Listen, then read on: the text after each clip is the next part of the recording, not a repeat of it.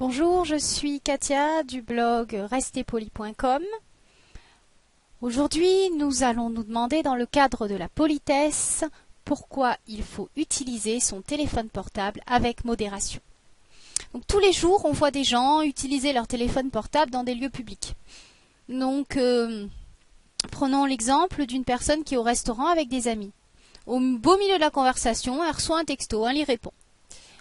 Ensuite, elle reprend la conversation, elle reçoit un autre texto, elle y répond à nouveau.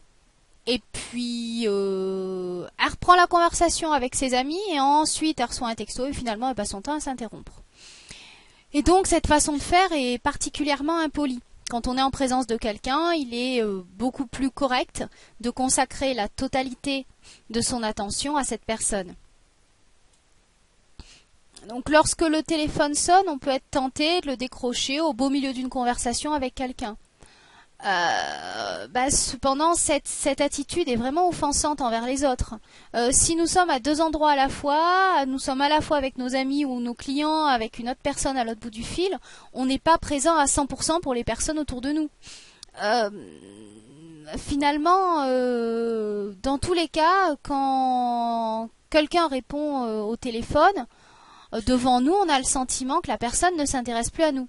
Et c'est pour ça qu'il faut vraiment limiter l'utilisation du téléphone portable pour des raisons de politesse, la politesse n'étant que du respect de l'autre. Donc s'il vous arrive au restaurant d'échanger des formidables textos avec quelqu'un, avec des sujets de conversation d'un haut niveau, salut, ça va, bien, et toi, super, t'es où, bise, à plus. Voilà, l'intérêt est vraiment exceptionnel. Clairement, vous pouvez vous passer de cette communication. Alors je comprends tout à fait ce genre de communication, c'est une façon d'être en contact avec l'autre, de parler un petit peu de la pluie et du beau temps avec les gens. Ce type de conversation en linguistique, on appelle ça la conversation fatigue, c'est-à-dire la conversation qui n'a pas d'intérêt autre que de dire voilà, tu existes, j'existe, on aime bien parler ensemble. Cette conversation en elle-même a un intérêt, mais par texto, alors qu'on est avec quelqu'un d'autre, je trouve que l'intérêt est un peu plus limité. Ça manque vraiment de chaleur humaine. Quand on passe du temps avec quelqu'un, on le fait pas à moitié, et quitte à échanger des banalités, autant le faire avec quelqu'un qui est en face de nous. Si votre conversation téléphonique se déroule exactement comme cela, qu'est-ce que tu fais? Je suis en ville, et alors il y a une boutique en face de moi. Ah oui, super, et alors c'est bien? Ah ouais, c'est bien.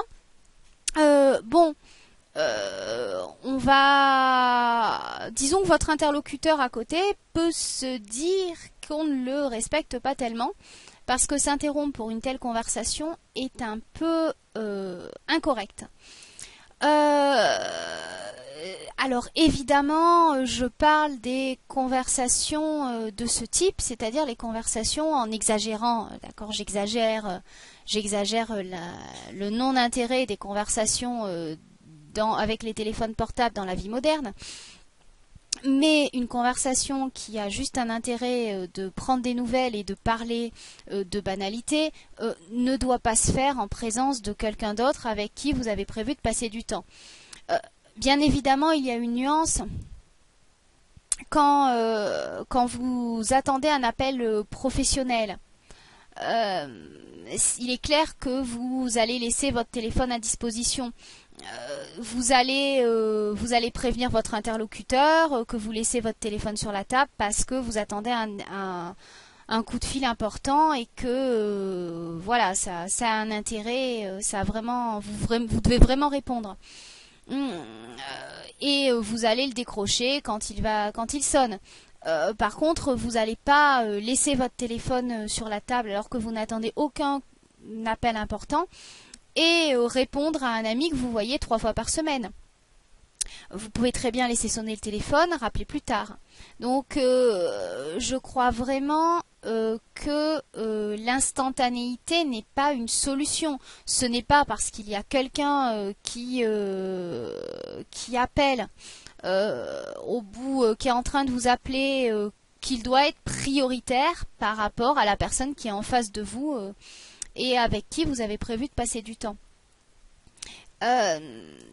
C'est pas ça qui va nous permettre de mieux vivre avec les autres. Quel intérêt vous avez à répondre au téléphone si vous êtes certain qu'il n'y aura aucun appel important urgent qui demande une intervention immédiate et qui aura des conséquences négatives si vous ne répondez pas? Alors évidemment, si vous attendez un appel important, quel qu'il soit, et que vous voulez être poli, courtois, puisque c'est le thème de ces vidéos, il est bien plus correct d'expliquer à votre interlocuteur en quelques mots pourquoi cet appel est plus important que de passer du temps avec lui. Alors vous n'allez pas le dire comme ça évidemment.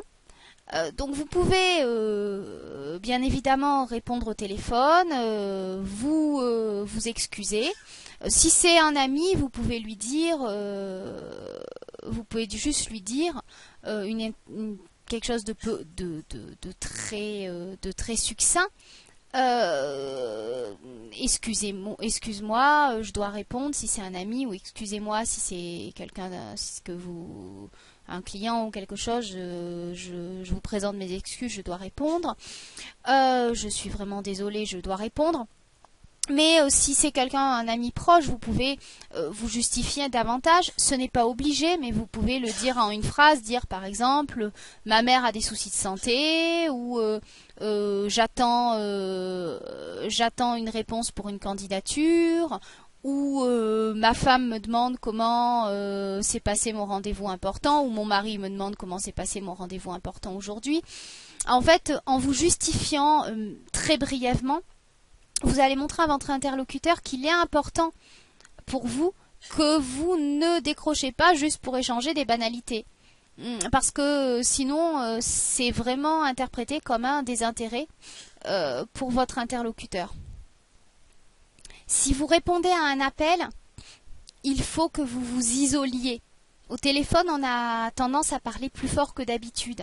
Ça veut dire que si vous êtes dans un lieu public et que vous répondez directement, vous allez déranger les gens autour de vous. Donc dans la mesure du possible, on change de pièce. On essaie au mieux de ne pas déranger l'autre. Ne pas déranger l'autre, c'est ce qui est la base de la politesse. Si vous faites une pause au travail, il n'est pas correct de répondre au téléphone devant la machine à café, là où tout le monde se réunit. Pourquoi ? Parce que vous n'êtes pas synchronisé à la conversation qui se déroule. Donc quand on est en interaction sociale avec des gens, chacun écoute ce que l'autre a à dire, prend la parole en fonction de la conversation. Et quand vous êtes au téléphone, vous êtes totalement désynchronisé par rapport à la conversation.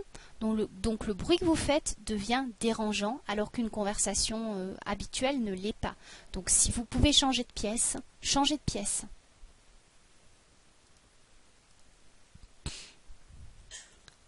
Donc, je récapitule.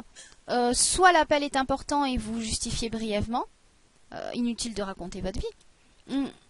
Sauf si après la conversation, vous souhaitez le faire parce que